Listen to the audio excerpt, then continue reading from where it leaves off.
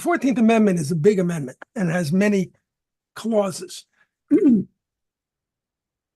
One says, and there's a struggle within the Republican Party over just how complete the political rights of slaves ought to be, how those rights should be articulated.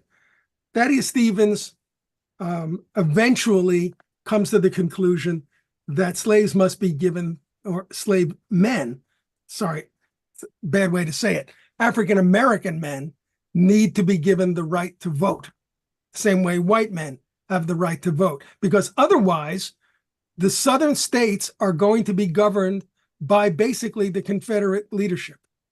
And they make that clear pretty early because they start sending Confederate leaders, not only to the state legislature, they send a bunch of Confederate officials to Washington, to Congress, including the vice president of the Confederacy, Alexander Stevens. And in the Louisiana legislature, the old Confederate generals get elected to office and show up in their Confederate uniforms. And the danger is that this restored Southern Democratic Party will link up with the Northern Democratic Party, which was never strongly in support of the Union war effort, and again, take control and undo the gains of the Civil War. Conceivably, undoing the 13th Amendment, but certainly doing away with or preventing the passage of any other protections for African Americans, and undoing and undermining the economy of the North, which was another factor in the minds of the Republican Party. And so Stevens comes to believe in the necessity of giving the vote to the African American men throughout the country, which is a tricky position to argue because the North is still riddled with racism. Racism is not peculiar to the American South in this era.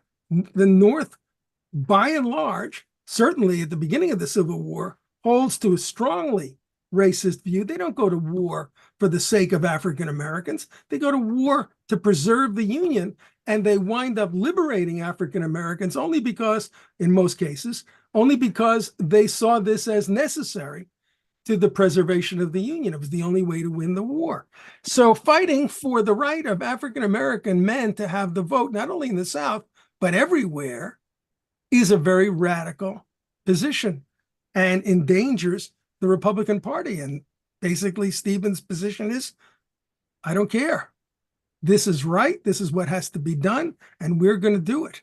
And the 14th Amendment eventually passes. It also makes it clear that anyone born in the United States is automatically a citizen of the United States and of the state in which he or she is born.